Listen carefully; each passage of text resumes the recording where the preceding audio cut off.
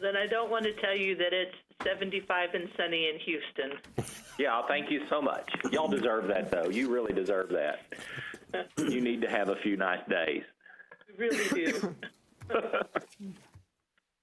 Are you ready? Well, the Community and Technical College Formula Advisory Meeting is called to order. I am Pam Anglin from Paris Junior College, serving as chair. Please be advised that this meeting is being broadcast over the internet and recorded, so I would ask all attendees to silence your cell phones. For those attending via teleconference, please mute your phone until you are ready to speak. This prevents any background noise. Thank you. Mr. Gilmore, will you please call the roll? Ms. Crawford? Here. Mr. Maldonado? Dr. Wallace? Here. Mr. Lee? Here. Mr. Cervantes? Here. Ms. Wicklund? Here. Mr. Yiannopoulos? Here. Mr. Reeser? Here. Dr. Riza? Here. Dr. Anglin? Here. Dr. Rhodes? Here. Dr. McMillan? Here. Ms. Elizondo? Here. A quorum is present. As a reminder, members on the call are permitted to vote. We'll begin with item 2, which is consideration and approval of the minutes from October 14th, 2019 meeting. The draft minutes were included in your meeting materials. Do members have comments, questions, or corrections to the draft minutes? No. Okay. If we have I move none, to accept. did you have something, Dr. Wallace? No, I was moving to accept. Okay. Second. Thank you. And we have a second from Terry Crawford. All those in favor say aye. Aye. Those Aye. opposed, same sign. Minutes are approved. Item 3 is discussion, review, and consideration of the Commissioners' 2022-23 biennium charges. We'll begin with Charge 1, which is study and make recommendations for the appropriate funding levels for the contact hour, core, and student success funding. We were to review the draft for the state college funding recommendations provided in the meeting materials relating to Charge 1, which is to set funding levels and rates. Do we have any further discussion? Ms. Wicklund, do you have anything to say on those? Yes. So in the committee discussion and recommendations, we are recommending that the funding to the state college formula be increased to $71.4 million, which is an increase of $6 million or 9.2%. This will fund $56.5 million to the instruction and administration formula, which would be $5.8 million or an 11.4% increase. This funding level assumes a rate of $10.47 per contact hour, an increase of 24 cents or 2.3%. And it also assumes a contact hour growth rate of 8.9%. And we, the work group, updated the actual contact hours for fall of 19 to reflect this suggested increase, and so it was more factual, and so the numbers support the increase and the projected growth. And then the committee recommends funding $14.8 million to the space support formula and small institutional supplement, which would be an increase of $200,000. This funding level assumes a 0.9% increase for growth in adjusted predicted square feet and a 2.3% increase for inflation. The committee recommends splitting the space support rate between utilities and operations and maintenance components using fiscal year 20 utility rates, update the utility rate adjustment factors using the fiscal year 20 utilities expenditures, and allocate the space support formula using the fall 20 predicted square feet. The committee also recommends funding the small institutional supplement using the same methodology and rate as the 2021 biennium. And that was our recommendations from the committee. Do I hear a motion to approve the State College funding recommendation? I make a motion, we approve. I will second. Okay, we had a motion to approve by Mr. Yiannopoulos and a second by Mr. Cervantes. All those in favor, say aye. Aye. Aye. Those opposed, same sign. Okay.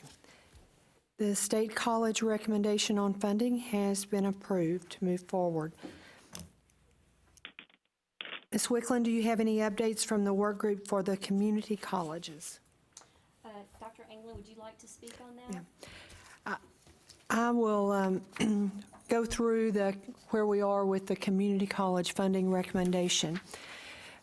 At this point, we are at a core increase, which would to $2 million per biennium per college district.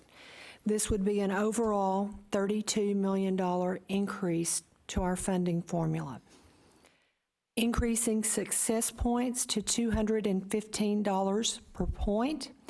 Based on current success points, that would be a $32.1 million increase. A contact hour increase to $5.57 per contact hour from a current $5.44. That would be a $44.8 million increase. And then the BAT would remain flat from the previous biennium at $40.70 per semester credit hour, which would amount to a $0.5 million increase.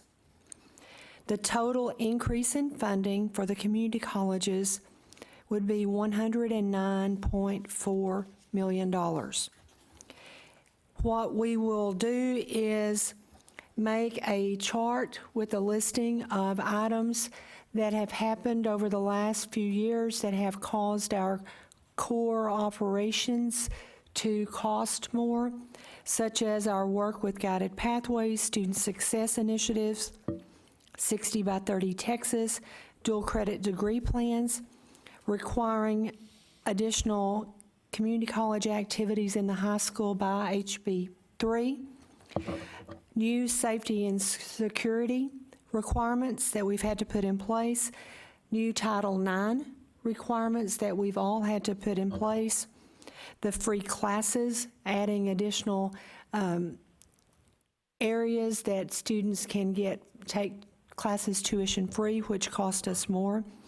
And some of these costs are now starting to move into our infrastructure and adding additional infrastructure expenses. So over the next 2 or 3 months, we will be building that chart, seeking input from all 50 community colleges and looking at what it cost per college on each of these new items that we've had to add, which are really basic core expenses to our colleges. So this is where we are right now. We hope to bring a formal written proposed recommendation to the full committee at our December committee meeting.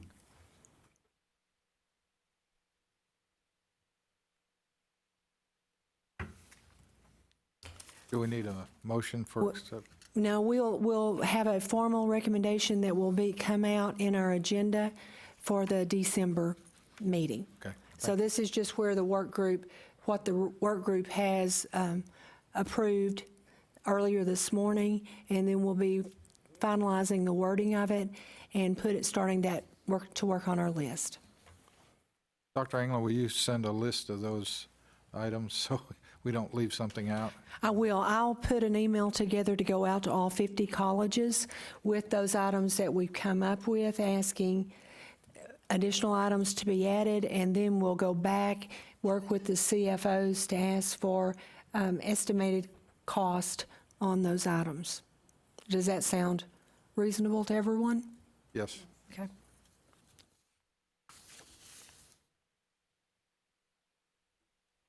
Do we have any further discussion on charge 1 before we move to charge 2?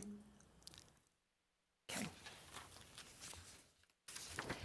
Then we'll move to charge 2, which is study and make recommendations for the appropriate funding level for and the refinement of Texas State Technical College Systems return value funding formula. We were to review the draft for the Texas State Technical College funding recommendations provided in the meeting materials relating to Charge 2, which is to set funding levels rates. Do we have any discussion on what was presented in your board material? If I could, Madam Chair, this is Mike Reeser. I had the honor of serving as the work group chairman, and I wanted to commend the coordinating board staff, particularly Roland, for all of the hard work, legwork, and number crunching that were done in support of our ultimate recommendation. The work just couldn't happen without him, and so the co-board has all of our appreciation. Thank you very much. Do I hear a motion to approve the Texas State Technical College funding recommendation? So This is Dr. Wallace. I would make that motion. Okay. You got it. Okay. We have Dr. Wallace making the motion, Jim Yiannopoulos seconding.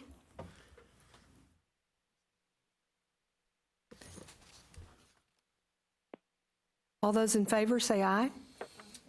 Aye. Aye. Aye. Those opposed, same sign. Okay. Then we have our recommendation for charge 2 approved.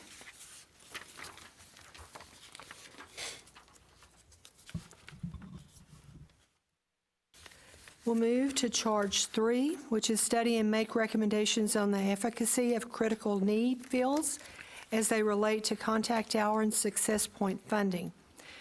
There are no recommendations at this time. Dr. McMillan, do you have any work group updates? I do, thank you. Dr. Cervantes, Dr. Rhodes, and I were able to join the TAC Metrics Task Force after the last formal advisory meeting and discuss these items, and staff from the co-board joined us there as well. And I think we made substantial progress on our understanding of critical fields and what we might be able to do with those. And so if you'll endure my history lesson here that I have learned through the process, I think it's important for all the committee members to know. Targeted fields, there's targeted fields for success point funding and contact hour funding, and those are different. Contact hour funding started, the critical fields started, we think, in 1999, and that was the last time that those were updated. The success points critical fields started at the inception of success points, and that was the last time those were updated by a committee outside of the legislature. This last session, the legislature did update the success points by adding different points into the system, or not success points, critical fields by adding fields into the system, and so that led to a change. We also have a rider in the current bill pattern that would raise the value of success points, critical fields, to 3.0 from 2.25, and decrease the value of other awards, and we're not going to go into that at this point. There is a recommendation that we'll see emerge from this work group to update the process for defining what a critical field is. In fact, we are working to change the language from critical field to targeted field. Need to know if that's a problem for any coordinating board reasons, the way it's referred to in the system, and so on. But that does seem to have some attractiveness to the committee and to the TAC Metrics Task Force. And as we look at critical fields, Critical fields for contact hours are funded based upon hours in classes, so the unit of analysis is a class, not a program.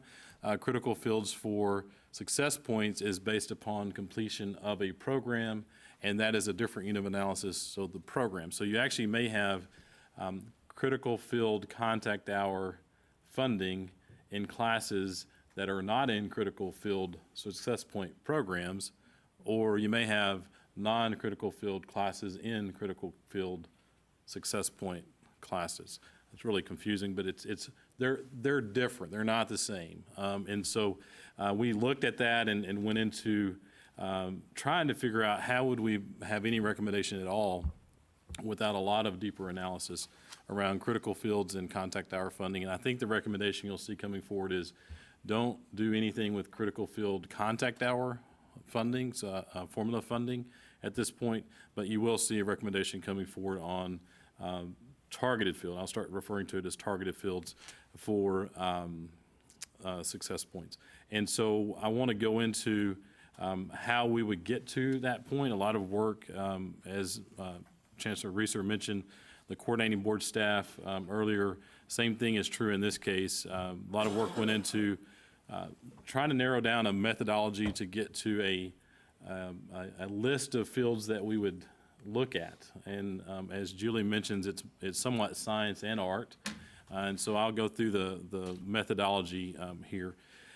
So a critical field or a targeted field we will recommend would need to meet at least two of the following. It would be in the top 20th largest growth fields for certificates and associate degrees in the state of Texas, the top 20 fastest growth fields that lead to certificate and associate in the state of Texas, or a top targeted occupation. And so it needs to check the box on 2 of 3 of those. Top targeted occupation, there are 2 ways it can become a top targeted occupation. One is the Texas Workforce Commission has a list of top targeted occupations. If it's on that list, that's how it becomes the top targeted occupation.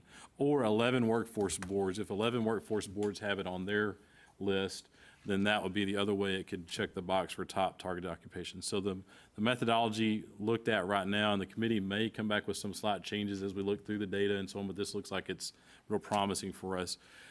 Top 20 largest, top 20 fastest, or top targeted occupations. Check 2 of those boxes, and then you go to a second criteria, and that relies around 2 things: the supply and demand, and also livable wage. And so if it meets 2 of the above, plus the wages are at or above the state median, and demand exceeds supply, then it would be on the critical field or targeted field list. If it meets the 2 above and the wages do not meet the state median average, then the supply would need to be outstripped. The demand would need to be outstripped by, supply and demand needs to be off by at least 50%. And so that would be, those fields we think need a little more, this is where the art piece comes in, need a little more analysis and try to understand what's going on inside of those fields. And for example, do most of the people in those fields have a certificate or associate degree in the state? Try to do some deeper analysis. We realize that there is some possibility of emerging fields, and we need to be able to pay attention to those things as well. Additional to that, in fact, I'll pause right there and see if anybody has any questions about the methodology or the thought process behind critical fields. Okay. So we're working through how you would update and what that process would look like. And this is just an idea for the moment, but it seems logical that it could be an update that happens more regular than it has in the past. It perhaps could be as frequent as this committee itself meets. Maybe it is this committee that works on that. Maybe it is a committee separate from this committee that works on it but gives the feedback to this group. But it seems like if you're going to put this in the pattern of funding from the state, it needs to be in line with that rhythm and process. The fact that the critical fields are the funding is based upon a 3-year average. So if you took something off the critical field list today, you still have a 3-year average, and you would get the next funding cycle, at least one of those years would still have been a critical field defined during that time. So there's some, how do you go into a critical field, because it takes 3 years to get to an average? And then how does it ramp down after it fails to be a critical field or targeted field going forward? We've got some first looks at what that might be, but those need further discussion with the coordinating board, just to make sure we understand collection of data and timeliness, and can we make it all work for, what could be presented to this group now that helps inform, all those decisions, with ultimately the decision to go or not on those, I guess, remaining with our recommendation being accepted with the legislature. So a lot of work has happened. Last time we studied this, we didn't make recommendations on success points, and so I'm pleased to say that we've made some progress. We don't have the data to look at quite just yet, but that's coming, and that work group and the task force will both be looking at those items. So, any questions or comments on that? I think we'll be ready for recommendation next month on this. Any further discussion? We'll move to charge 4, which is evaluate the continued relevancy of each success point and its components given various state-level policy changes, the increased focus on fields of study, and the implementation of the co-requisite model in developmental education, and study and make recommendations for the appropriate number of points to be awarded for each metric. We have no recommendations at this time. Dr. McMillan, do you have any work group updates? I do. So the work group has looked at data and is continuing to look at some emerging data on updates to the success points. But at its base, we are recommending that the current funding, the current success point weights remain, and that we do some things additive to that. And a suggestion is an alternative to the rider that's in the bill pattern. So under college readiness with developmental math, reading, and writing, leave those the same at 1, half a point, and half a point. First college level course, each one of those are 1 point currently for math, reading, and writing. Leave those as they are. In the progress towards credential, the 15 hours of completion, that is one where you see a new recommendation coming, and we're getting the data to crunch that on. And that is if the students' 15 hours are all dual credit, to add a quarter point to that particular success point. We feel that furthers the state's goals in having students move towards credentials. We know that dual credit's a very successful model, and we feel like this rewards that work that is different and different and challenging financially for institutions, and acknowledges that work. That's something we heard from the presidents. Under credentials awarded, degree and certificate awarded 2 points, leave that at 2 points, and then treat everything else that I'm about to mention as a bonus. And so the first one would be the targeted fields that I just mentioned would be a quarter point bonus. Actually, that's currently the case, is those are already a quarter point bonus, but rename them as targeted fields. And then add a quarter of a point for academically disadvantaged and a quarter of a point for economically disadvantaged.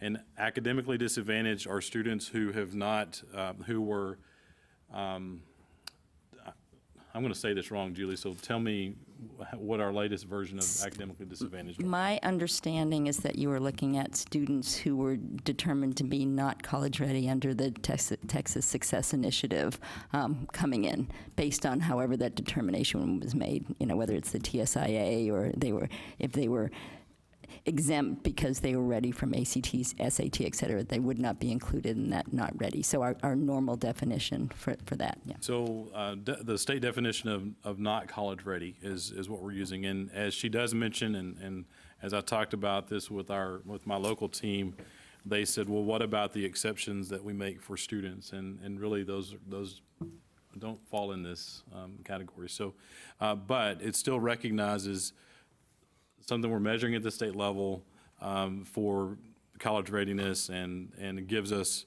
an acknowledgement and awareness of the challenges that are associated with educating those students and getting them to where they need to be.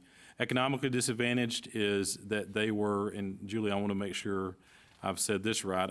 I said Pell eligible, but I think there's also some dialogue around that. Before she shares further, at the time the point is awarded, we're looking back 10 years in that student's history. If they've had either of those two things in their life in that 10-year span, then that quarter of a point gets awarded. So Julie, help clarify on that. Yes, I want to make two clarifications. First, in reviewing the notes from the last meeting where I believe I called in from the airport in Providence, Rhode Island, I misspoke, and you were talking about the 10-year point and Pell eligible, and the 10 years was correct, and I think I said that's correct. But we actually, the analysis that we've done on this, we've just been looking to see if a student ever received Pell over that 10 years. And that's really the proxy that we've used for Pell eligible. So often we'll talk about Pell eligible, but because we're not allowed to use the FAFSA data to directly determine if someone received Pell or not, we've used that as a proxy. However, we have also proposed, a little too close here, proposed for a proxy looking at estimated family contribution and trying to include some of those students who may not receive Pell. However, right now there may be some challenges even around that in terms of use of that data. So I think we need to look into that a little bit more, but certainly using whether someone received or ever received Pell is viable, and we'd have to look into it a little more in terms of whether we could do more with eligible in terms of a proxy. So always the devil's in the details, right? Yes, unfortunately on this one, very much so. But philosophically, though, acknowledging that students that have economic challenges, that they may need additional support, and we give that support, and recognizing the way in which we give that by adding a quarter point for that particular success point is something that we would recommend. And I think the work group will be looking at this issue of Pell eligible, Pell received, or a proxy for EFC. Yes. And maybe we'll have some conversation, and hopefully we'll have some resolution by the time we meet again. Dr. McMillan, a question, that economically disadvantaged, that would include students who are on free lunch and free breakfast program? I mean, we're talking at that level, or? So one of the challenges with, you're mentioning dual credit, I'm assuming. One of the challenges with dual credit is actually presented in both of these cases, I believe, academically and economically disadvantaged. We don't necessarily have that data pulled into the system, which I know it's not a direct correlation with the hour we get, the quarter point you get for the 15 hours being all dual credit, but I guess you could look at it as that helps to offset some of the fact that we're not capturing those students that are academically or economically disadvantaged. I think the challenge there is just getting the data, and so I don't know if you want to speak to that or. Yeah, we here have the data that we get from institutions about whether a student has been awarded Pell, but for us to determine whether someone who's still in high school was economically disadvantaged, we would have to request to use data from the Texas Education Agency, which is something we haven't done. And the other piece is this success point is at the time they receive a credential, and so that would really limit you in the instance where that student is receiving the credential in advance of high school graduation, but if they graduate and then come to you, then they were Pell eligible or Pell qualified or academically disadvantaged, most likely not going to be academically disadvantaged if they've gone through a lot of the Pell or a lot of the dual credit, but you would perhaps get a point at that juncture. Is that correct? That's right. So if someone enrolled in the community college after high school and received Pell, they would automatically pulled in because it's anytime Pell. And we can also provide you the information for right now, how many students are earning credentials in high school, if that would help to give you some sense of the scope of those numbers. Would you like to see that? So if I could ask another question around this. Would we include students who receive financial aid after filling out the TASPA? And that's something that has been raised, and we can talk about in terms of what might be allowable. Well, House Bill so- 3 requires, in 2021 or 2020, that all high school graduating seniors have filed for FAFSA, which in our case is going to impact us because they're going to come to us to do that. And once again, we can add that to that list.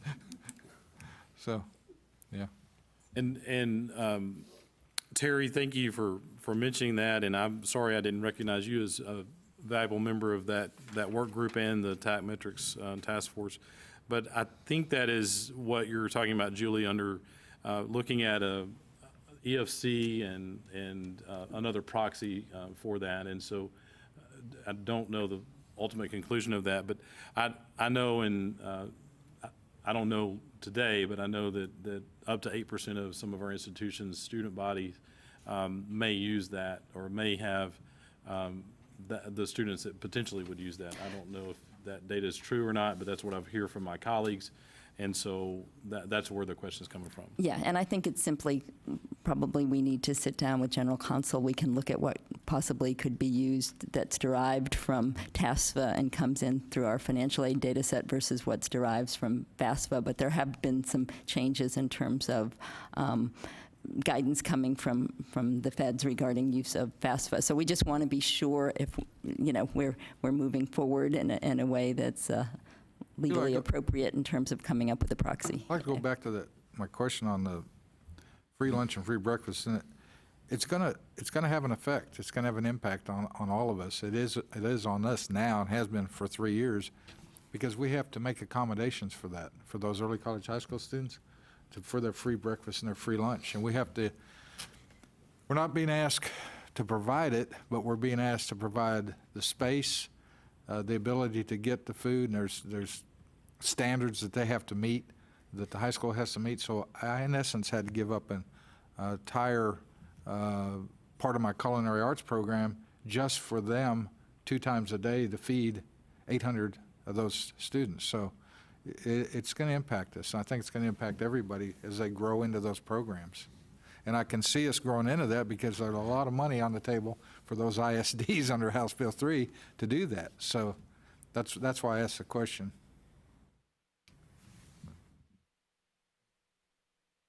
So good additional feedback. Any other dialogue around academically or economically disadvantaged you'd like the work group to go through? Okay. So I'm going to move on down to transfer. We would ask that remain the same at 2 points and treat the bonus points of a quarter point for academically and economically disadvantaged on that. The rider recommendations fell in the credentials awarded, adding more weights to the targeted fields, and it also fell into the transfer space, adding more points to transfer. The recommendations coming from the work group does that. It just does that in a little different manner, recognizing academically and economically disadvantaged, and also tackling the challenge of identifying targeted fields going forward. So I'm hopeful we'll have a recommendation in December. If not, we'll meet again in January. Is there any further comments, discussion from anyone? If not, we will move to charge 6, which is study and make recommendations for the appropriate definition of a student in a structured co-enrollment program successfully completing at least 15 semester credit hours at the community college. We were to review the draft recommendation for a definition of a structured co-enrollment program provided in the meeting materials relating to charge 6. Did I skip 5? Skip 5. Now, I'm sitting here, but I mean, that's totally possible. That's on the 8-week course. Okay, we're gonna do 6 and then we're gonna do 5. Okay, Outstanding. yeah, because it's all by person. Yeah. Strategy. Okay. So the reason she's doing that is the work group that had worked on critical fields and targeted fields and success points also worked on Charge 6 because that folds into success point funding that the legislature provided for co-enrollment programs. And the coordinating board had asked us to consider an official definition of that. And you have that in your packet, but I will read that for those in the audience. Texas Higher Education Board recognized programs structured through a binding written agreement between a general academic institution and a community college. Under such a program, students will be admitted to both institutions and recognized as having matriculated to both institutions concurrently. And I believe that's acceptable to the coordinating board, and the work group is making that recommendation. I think we would like to act on that today, partly just because we want to act on something. All this other work's taking so long, so. If you want me to make the motion, I will, Jeremy. I'm on the committee. So I'll make the motion. So we have a motion from Mr. Yiannopoulos, a second from Dr. Riza.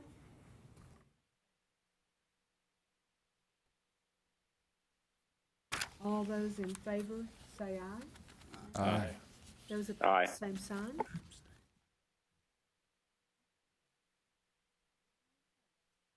Charge 6, the recommendation. And we'll move to charge 5, which is study and make recommendations. Pam, I believe your microphone might be off. We can barely hear you. You're right. I forgot to hit the button. Sorry, y'all. We'll move to charge 5, which is study and make recommendations for the appropriate methodology for including the second 8-week courses in the base period. We were to review the draft recommendation for a methodology for including the second 8 weeks courses in the base period provided in the meeting materials relating to charge 5.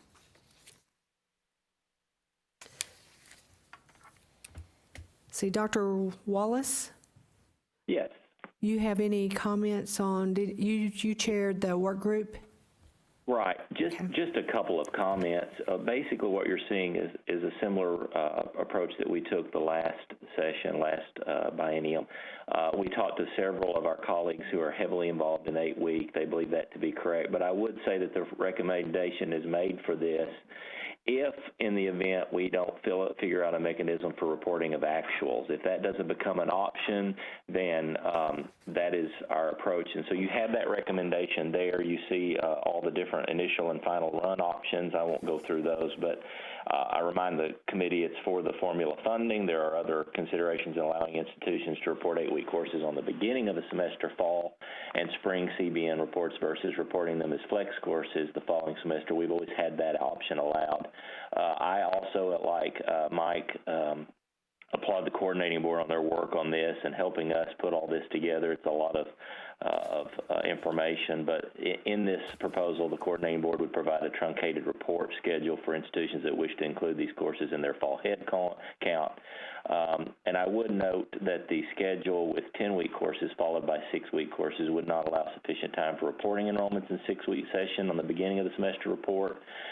Fortunately, schools are most interested in offering either 8-week or offering 16 and 12. So with 12-week courses starting 4 weeks into the semester. So we seem to be pretty good, and we've got a pretty vetted out recommendation, and we would ask the committee to consider moving to adopt that.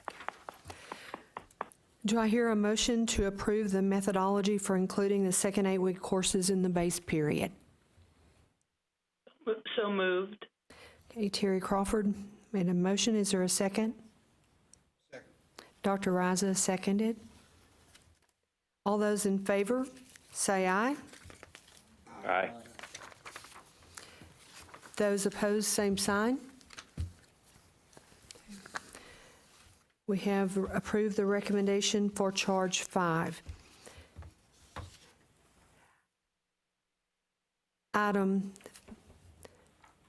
The next item is to plan for subsequent meetings. Our next meeting is scheduled for December 4th at 1:00 p.m. Work groups should have their remaining draft recommendations for final discussion and approval by the full committee. Our next item is for adjournment. If there are no further questions or points of discussion, do I hear a motion to adjourn? I'll make a motion, we adjourn. Second. We have a motion by Mr. Yiannopoulos, a second by Dr. Riza to adjourn. The Community and Technical Colleges Formula Advisory Committee is adjourned until December 4th, 2019 at 1:00 p.m.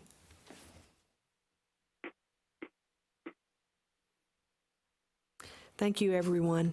Goodbye, all. Thank you very much.